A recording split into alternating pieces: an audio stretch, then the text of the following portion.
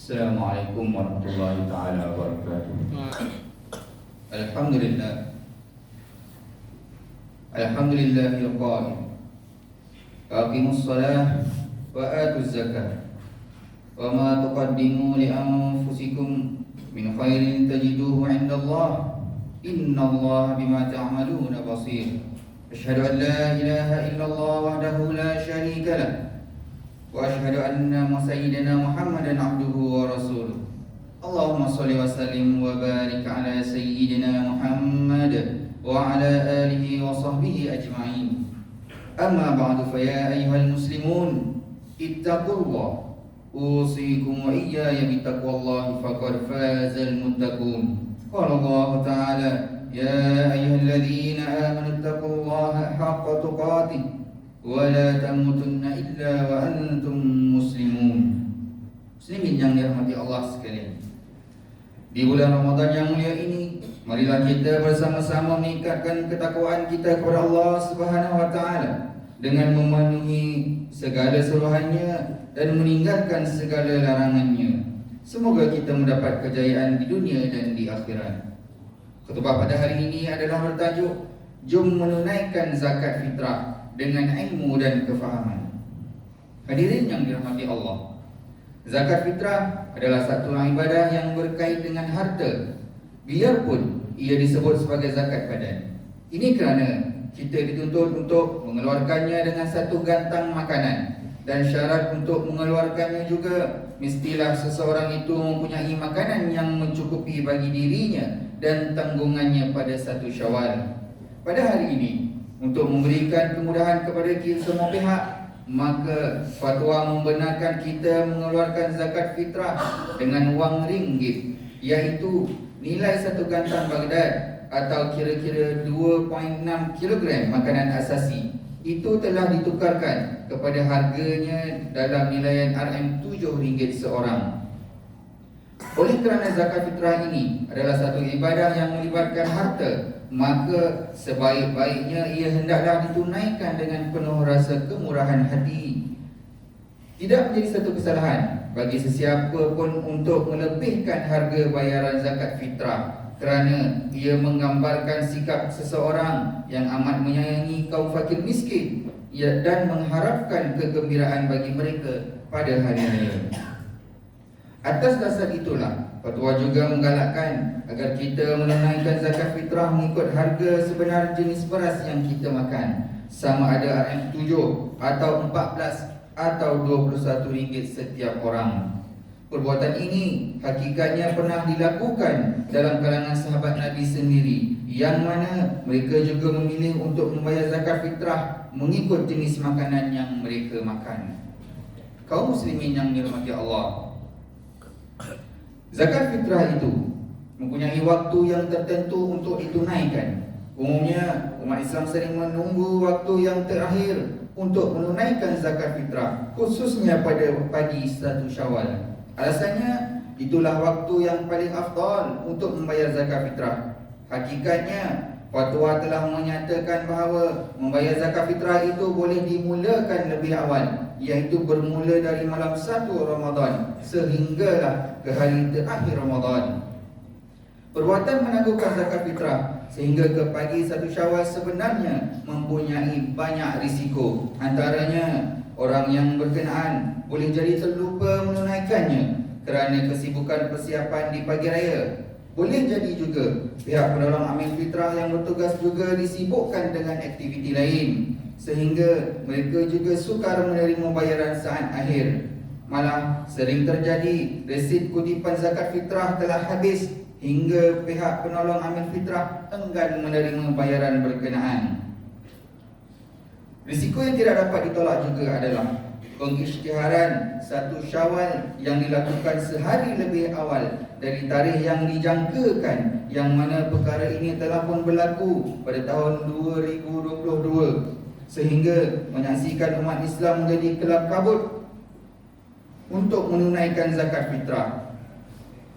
Insiden pada tahun 2022 yang lalu menyaksikan saluran bayaran zakat fitrah melalui atas talian yang diuruskan oleh Lembaga Zakat Selangor menjadi sesak sehingga tidak mampu lagi menampung jumlah kemasukan untuk pembayaran.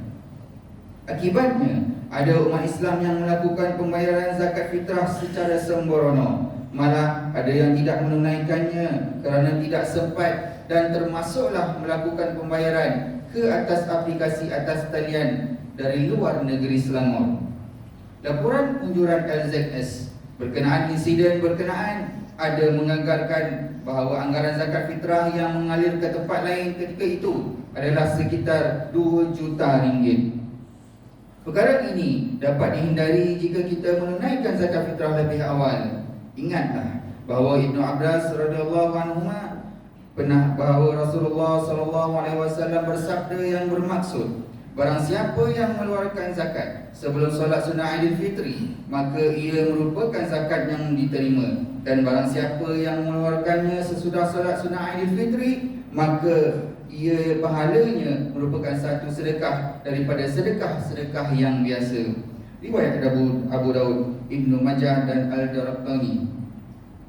Kaum muslimin yang dirahmati Allah sekalian, zakat fitrah itu apabila ditunaikan dengan penuh kefahaman, maka ia dapat membantu kita untuk mencapai darjat takwa dalam berpuasa, sebagaimana yang dijanjikan oleh Allah Subhanahu wa taala melalui firman-Nya dalam surah Al-Baqarah ayat 183. Ini kerana antara bukti seseorang itu sudah mencapai darjat takwa ialah dia menjadi sangat suka melakukan ketaatan dan amat takut melakukan kemaksiatan. Bukti seseorang itu sangat suka kepada ketaatan dapat dilihat kepada sikapnya yang memberi sedekah, menyantuni fakir, miskin, mu'allaf dan mereka yang memerlukan. Bukti seseorang itu amat takut melakukan maksiat juga dapat dilihat apabila dia sangat-sangat menjaga ibadah wajib seperti zakat fitrah dan zakat harta, takut mengambil hak orang lain yang ada di dalam hartanya dan khawatir membiarkan saudara seagamanya terlantar melarat dan menderita. Atas dasar itulah Rasulullah SAW menyatakan bahawa sedekah yang ini termasuklah zakat. Itu adalah bukti keimanan seseorang itu kepada Allah, sebagaimana hadis yang diriwayatkan oleh Abu Malik Al-Asy'ari radhiyallahu anhu bahawa Rasulullah sallallahu alaihi wasallam bersabda, "As-salatu nur, was-shadaqatu burhan, was-sabru diya, wal Qur'an hujjatun laka aw 'alaik." Yang bermaksud, solat adalah cahaya, sedekah yang ini termasuk zakat adalah bukti, sabar adalah sinaran, dan Al-Quran menjadi pembelamu atau sebaliknya menjadi penuntutmu.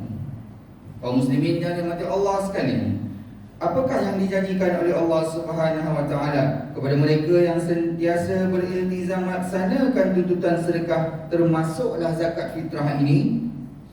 Hadis daripada Ali bin Abi Thalib radhiyallahu anhu bahawa Nabi sallallahu alaihi wasallam bersabda yang bermaksud, sesungguhnya di dalam syurga terdapat bilik-bilik yang tembus penglihatannya, luarnya dapat dilihat dari dalamnya dan dalamnya dapat dilihat dari luarnya. Kemudian berdirilah seorang Arab Badui lantas bertanya, kepada siapakah bilik itu disediakan wahai Rasulullah?